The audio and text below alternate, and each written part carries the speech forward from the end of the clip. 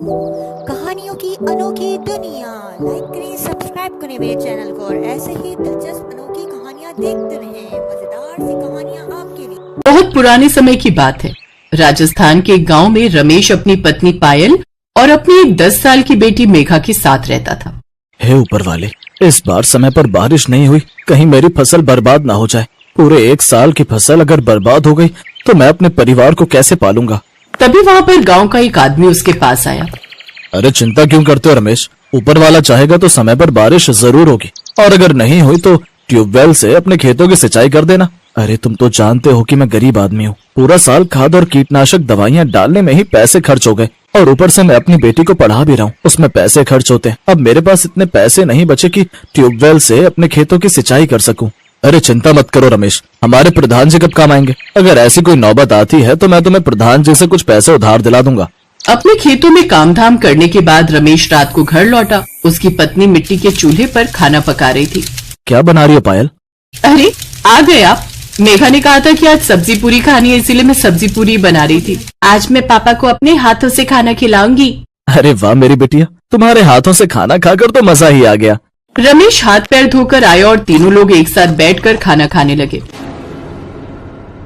हे चूल्हा देवता, आपकी वजह से हमारा पेट भर पाता है। अपना आशीर्वाद बनाए रखना, कभी ऐसा दिन ना आए कि आपकी जरूरत हमें ना पड़े। पायल, मैं हर रोज देखता हूँ तुम चूल्हे की पूजा करती हो। उनसे तुम हर रोज यही कहती हो कि ऐसा कोई दिन ना आए जिस दिन चूल्हा ना चले। भला मेरे रहते हुए ऐसा कैसे हो सकता है? आप भले ही कुछ ना बताएं, लेकिन आपके चेहरे पर मुझे सब कुछ दिखता है। आप हर वक्त परिवार के लिए चिंता में रहते हो। अब क्या बताऊं तुम्हें मैं, मुझे अपनी फसलों की बहुत चिंता है। पिछले कई सालों से फसलों के अच्छे दाम नहीं मिल रहे, और इस बार समय पर बारिश भी नहीं हो रही। अगर वक्त पर बारिश नहीं हुई तो फसल बर्बाद हो जाएगी।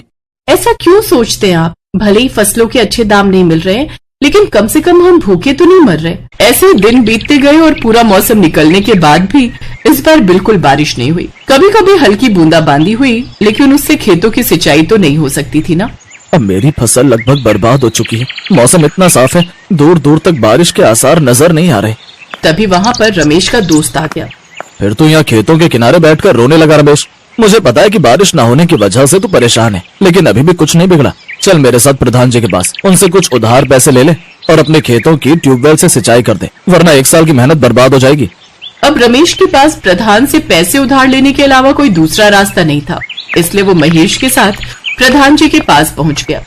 प्रधान जी, समय पर बारिश न होने की वजह से मैं अपने खेतों की सिंचाई नहीं कर पाया। अगर ट्यूबवेल से सिंचाई करने के लिए आप मुझे थोड़े से पैसे उधार दे दें तो आपका बहुत उपकार होगा। अरे रमेश, तुम हमारे गांव के हो, अगर ऐसी कोई समस्या थी तो तुम्हें पहले ही बता देना चाहिए था। मुनीम जी, रमेश के कागजों पर अंगूठा लगवा लो और जितना पैसा चाहिए दे दो। रमेश पढ़ा लिखा तो था नहीं, इसलिए उसने उन कागजों पर अंगूठा लगा दिया। प्रधान जी से पैसे लेकर रमेश अपने खेतों में ट्यूबवेल से सिंचाई करने लगा। कुछ ही दिनों बाद उसकी फसलें लहराने लगी, जिसे देखकर रमेश बहुत खुश हुआ। पायल, अगर प्रधान जी ने मेरी मदद न की होती तो मेरी साल भर की मेहनत बर्बाद चली जाती। मैंने आपसे पहले ही कहा था कि ऊपर वाला कोई ना कोई रास्ता जरूर दिखाएगा। आप फिजूल में ही परेशान हो रहे थे। तो इस तरह धीरे धीरे वक्त बीतता गया और रमेश के खेतों की फसल तैयार हो गई। जब फसल काटने का समय आया तब रमेश अपनी पत्नी के साथ खेतों पर गया। पायल ने सबसे पहले अपने खेतों की पूजा की। हे अन्न देवता, तू ही हम किसानों का एकमात्र सहारा है। अपना आशीर्वाद हम पर बनाए रखना। बहुत बहुत धन्यवाद हमारे गांव के प्रधान जी का, उन्होंने हमारी मदद की, उनका भी कल्याण हो। तभी वहाँ पर प्रधान जी अपने आदमियों के साथ आ गए और उन्हें फसल काटने से रोक दिया। तुम लोग प्रधान जी के खेत से फसल चोरी कर रहे हो, तुम लोगों को शर्म नहीं आई? ये सुनकर रमेश और पायल हैरान हो गए, क्योंकि वो दोनों तो अपने ही खेतों में बैठे थे। प्रधान जी, ये खेत आपके नहीं है, ये खेत तो मेरे हैं। मुनीम जी को समझाइए ना। रमेश, मुनीम जी बिल्कुल सही कह रहे हैं। ये खेत अब तुम्हारे नहीं रहे बल्कि मेरे हो चुके। अगर यकीन ना हो तो इन कागजों पर अपने अंगूठे के निशान देख लो, तुमने लगाए थे ना। लेकिन ये निशान तो मैंने आपसे पैसे उधार लेने के लिए लगाए थे ना। इन कागजों पर साफ साफ लिखा है कि तुमने अपने सारे खेत मेरे नाम कर दिए। अब गनीमत इसी में है कि यहाँ से चले जाओ। अगर ये फसल काटोगे तो 10% अनाज मैं तुम्हें दे दूंगा, इसके अलावा कुछ नहीं। लेकिन प्रधान जी, ये तो चालाकी हुई ना, आपने हमारे साथ धोखा किया है। रमेश, अपनी पत्नी को समझा ले, वरना अभी मैं पुलिस को बुलाकर मेरे खेतों में चोरी करने के इल्जाम में तुम दोनों को जेल के अंदर डलवा दूंगा। इतना कहकर प्रधान जी वहाँ से चले गए। अब रमेश के पास दूसरा कोई रास्ता नहीं था। रमेश घर में अकेला बैठकर रोने लगा। मैंने सोचा था कि मैं अपनी बेटी को पढ़ाऊंगा लिखाऊंगा, लेकिन मेरा सारा सपना टूट गया। ऐसे ही दिन बीतते गए। अब उनके घर में खाने को भी कुछ नहीं बचा। पायल अपने चूल्हे के पास गई और वहीं बैठकर रोने लगी। हे चूल्हा देवता, मैं तो तेरी हर रोज प्रार्थना करती थी, हर दिन अपने खेतों की पूजा करती थी, लेकिन ऊपर वाले ने मुझसे सब कुछ छीन लिया। हमारे खेत भी छीन लिए और इस चूल्हे पर पकने के लिए कुछ अनाज भी नहीं बचा। मैं तुझसे हर रोज प्रार्थना करती थी कि कभी ऐसा दिन मत आने देना कि चूल्हे पर खाना न पके, पर आपने मेरी प्रार्थना ठुकरा दी। अचानक तेज रोशनी हुई। उसने देखा कि वहां पर अब 2 चूल्हे रखे हुए थे, एक सोने का और एक चांदी का। अभी तो यहाँ पर सिर्फ एक मिट्टी का चूल्हा रखा था, अचानक 2 चूल्हे कहाँ से आ गए? तभी अचानक सोने के चूल्हे से आवाज आई, मैं सोने का चूल्हा हूँ और ये चांदी का। तुम हमारी हर वक्त पूजा किया करती थी, तो हम भला तुम्हें कैसे दुखी देख सकते थे? इसीलिए भगवान ने हम दोनों को तुम्हारे पास भेजा है। आज के बाद मेरे ऊपर तुम कुछ भी पकाओगी वो सब कुछ सोने का बन जाएगा, और चांदी के चूल्हे पर तुम जो भी पकाओगी वो चांदी का बन जाएगा, जिससे तुम्हारी जिंदगी पूरी तरह से बदल जाएगी। पहले तो पायल को कुछ समझ में नहीं आया, पर सुबह उठते ही उसने सोने के चूल्हे पर पानी गर्म किया तो वो सोने का बन गया। फिर उसने चांदी के चूल्हे पर पानी गर्म किया तो वो पूरा पानी चांदी का बन गया। अब उनके पास पैसा ही पैसा हो गया। उन्होंने बहुत अच्छा घर बनवा लिया और अपनी बेटी को भी अच्छे कॉलेज में पढ़ाया। पढ़ लिखकर मेघा जवान हो गई और IPS ऑफिसर बन गई। एक दिन वो प्रधान के पास गई। प्रधान चाचा, मुझे तो आप पहचानते ही होंगे। अरे हाँ बिटिया मेघा, तुम्हें तो आज पूरा गांव जान गया। तुम तो बहुत बड़ी पुलिस ऑफिसर बन गई हो। इस बैग में 1 करोड़ रुपए है। मैं इस गांव में एक फैक्ट्री खोलना चाहती हूँ, तो आपकी परमिशन तो लगेगी। अरे इन पैसों की क्या जरूरत, खैर तुम दे रही हो तो मैं ले लेता हूँ। लाओ, कहाँ साइन करना है? प्रधान ने बिना कुछ देखे उन कागजों पर साइन कर दिए। फिर मेघा ने सभी गांव वालों को बुलाकर उनसे कहा, गांव वालों, मेरी बात ध्यान से सुनो। आप सभी लोगों के अनपढ़ होने का इस प्रधान ने बहुत फायदा उठाया। सभी के खेत इसने अपने नाम करवा लिए थे, लेकिन आज से आप सभी के खेत आप लोगों के नाम हो चुके हैं। ये रहे आपके कागज। और प्रधान के सारे खेत और इसका घर अब मेरे पिताजी के नाम पर हो चुके हैं। प्रधान जी, अगर जिंदा रहना चाहते हो तो शहर चले जाओ, वहाँ सिग्नल पर भीख बहुत अच्छी मिल जाती है। इस गांव में तो तुम्हें कोई भीख भी नहीं देगा। इतना कहकर मेघा अपनी गाड़ी में बैठकर अपने बंगले में चली गई। सभी गांव वाले अपने खेत और जमीन पाकर बहुत खुश हो गए और वो प्रधान भीख मांगने लगा।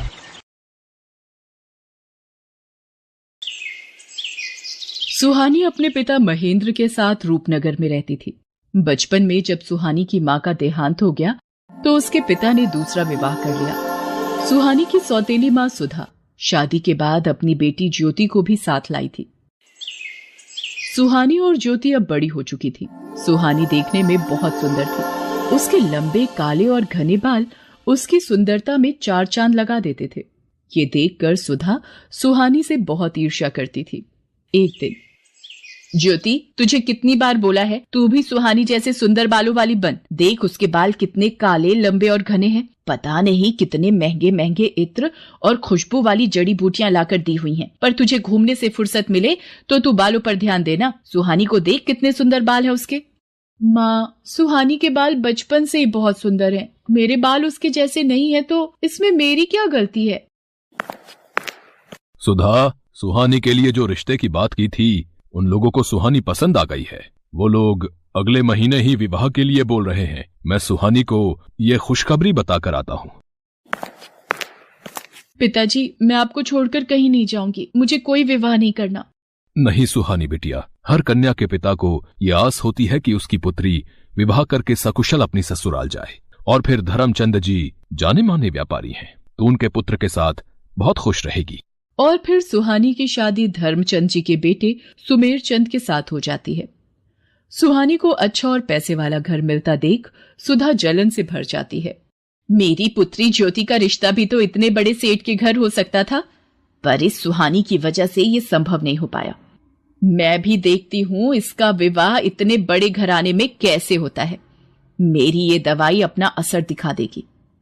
सुहानी, जाओ जल्दी से स्नान कर लो, फिर विवाह के लिए तैयार भी होना है। हे भगवान, मेरे बाल कहाँ गए? मेरे सिर के तो सारे बाल गायब हो गए। ये कैसे हो गया? मैं गंजी हो गई। मेरे बाल कहाँ चले गए? पिताजी, पता नहीं, मैं नहाकर बाहर आई हूँ तो देखा मेरे सिर पर बाल नहीं है। पिताजी, अब मैं क्या करूँ? हे राम, ये क्या हो गया? तुम्हारे बालों से ही तो तुम्हारी सुंदरता थी, अब तुम गंजी हो गई हो। अब तो कोई भी तुमसे विवाह नहीं करेगा।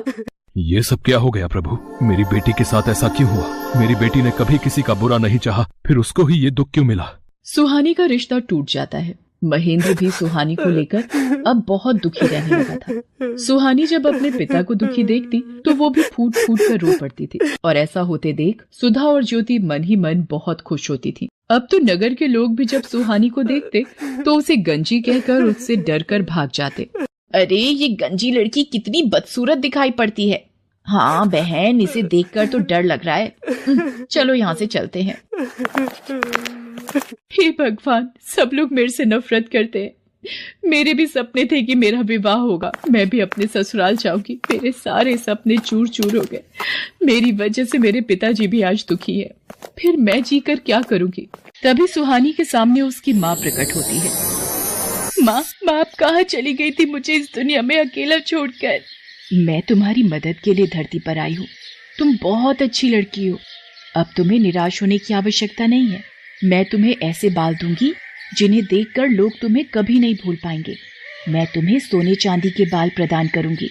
जैसे ही सुहानी की माँ सुहानी के सिर पर हाथ फेरती है, सुहानी के सिर पर सोने चांदी के बाल आ जाते हैं। सोने चांदी के सुनहरे चमकते बाल सुहानी की खूबसूरती को और बढ़ा रहे थे। माँ, ये सोने चांदी के बाल तो बहुत खूबसूरत है। आपका बहुत बहुत धन्यवाद। आपने मुझे फिर से सुंदर बना दिया। आपने मेरी सारी परेशानी दूर कर दी। खुशी खुशी अपने घर जाओ सुहानी। अब कभी भी उदास नहीं होना। मेरा आशीर्वाद सदैव तुम्हारे साथ है। सुहानी खुशी खुशी घर की ओर चल पड़ती है। तभी रास्ते में नगर के राजकुमार की सवारी जा रही थी, इसलिए रास्ते पर चलते लोगों को कुछ देर के लिए रुकने के लिए कहा जाता है। नगर के राजकुमार को देखने के लिए कितनी भीड़ लग गई है। भीड़ में से निकलने की कोशिश करती हूँ। ये सोने चांदी के बाल वाली लड़की, अरे भीड़ में इसका चेहरा दिखाई नहीं पड़ रहा। कितने सुंदर बाल हैं इसके। कहाँ गायब हो गई? हम रथ से उतर कर भी नहीं जा सकते। ओहो, कितने सुंदर बाल थे उसके। वो तो खुद भी कितनी खूबसूरत होगी। सुहानी घर पहुँचती है। मैं अपने बालों को इस दुपट्टे से ढक लेती हूँ, नहीं तो माँ ढेरों सवाल पूछ लेंगी। मैंने इसकी ऐसी हालत कर दी है कि इसे अपने गंजे सिर को छुपाना पड़ता है। माँ, तुमने बहुत सही किया इस सुहानी के बाल गायब करके। सुहानी अपने कमरे में आ जाती है। उधर राजकुमार सूरज सिंह सुहानी के ही ख्यालों में डूबा हुआ होता है। वो सुहानी को याद करते हुए एक तस्वीर बनाता है। राजकुमार सूरज सिंह, आपके स्वयंवर की सारी तैयारियां हो गई हैं। दूर दूर से राजकुमारियों के लिए संदेश भिजवाया गया है। पर ये तुम क्या बना रहे हो? बिना चेहरे की तस्वीर? पिताजी, ये तस्वीर उस लड़की की है जिसके सोने चांदी के बाल हैं, और मैंने निश्चय किया है कि मैं इसी लड़की से विवाह करूंगा। बस मुझे उसे ढूंढना है, और वो कहाँ मिलेगी मैं यही सोच रहा हूँ। पुत्र, सोने चांदी के बाल वाली लड़की सिर्फ कहानियों में होती है। तुम ऐसी लड़की कहाँ ढूंढोगे? ये जिद छोड़ दो। पिताजी, चाहे मुझे पूरे नगर में ऐलान ही क्यों ना करवाना पड़े, मुझे सोने चांदी के बाल वाली लड़की ढूंढनी है, और जिस लड़की के भी बाल सोने चांदी के होंगे मैं उसी से विवाह करूंगा। सेनापति जी, नगर में ढिंडोरा पिटवा दिया जाए। जिस लड़की के भी बाल सोने चांदी के हैं, हम उसी लड़की से विवाह करेंगे। राजकुमार के कहने पर नगर में ढिंढोरा पिटवा दिया जाता है।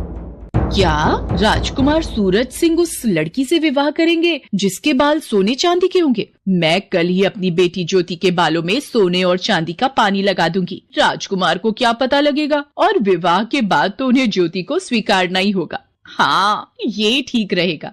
सुधा की तरह ही नगर में बहुत सी औरतों ने जब ये बात सुनी तो उन्होंने अपनी लड़कियों के बालों में सोने और चांदी का पानी लगा दिया। अब तो नगर की बहुत सी लड़कियों के बाल सोने और चांदी के लगने लगे। ये देखकर सेनापति असमंजस में पड़ गया और वो राजकुमार सूरज सिंह के पास पहुंचा।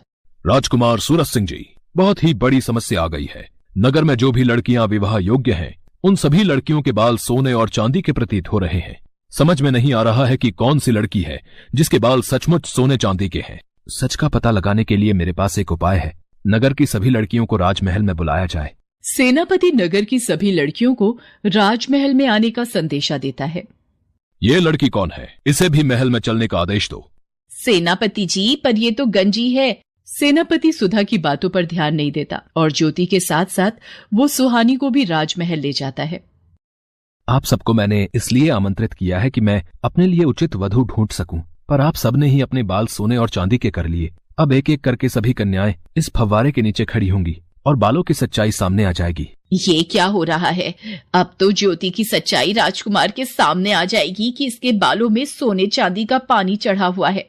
एक एक करके सभी लड़कियां फव्वारे के नीचे खड़ी होती हैं और उनके बाल धुलकर पहले जैसे हो जाते हैं। बस ये आखिरी लड़की रह गई है राजकुमार, इसे भी फव्वारे के नीचे खड़ा करना है। पर ये तो गंजी है, इसके बाल तो मैंने हो, ये मैं क्या बोलने जा रही थी। इनमें से तो कोई भी लड़की सोने चांदी के बाल वाली नहीं निकली। पता नहीं वो कौन थी। बस ये आखिरी उम्मीद रह गई है। सुहानी घबराते हुए सिर से अपना दुपट्टा उतारती है। सुधा और नगर के सभी लोगों की निगाहें सुहानी के सोने चांदी के बाल देखकर दंग रह जाती हैं। सुहानी फव्वारे के नीचे खड़ी हो जाती है। उसके बाल तो सचमुच सोने चांदी के थे। ये देखकर राजकुमार खुश हो जाता है। हम तुमसे विवाह करना चाहते हैं, क्या तुम्हें मंजूर है? आपको पति के रूप में पाना मेरा सौभाग्य है, पर मेरे बिना पिताजी। सुहानी बेटी, अब वक्त आ गया है तू इस दुख भरी जिंदगी से आजाद हो जाए और खुली हवा में सांस ले सके।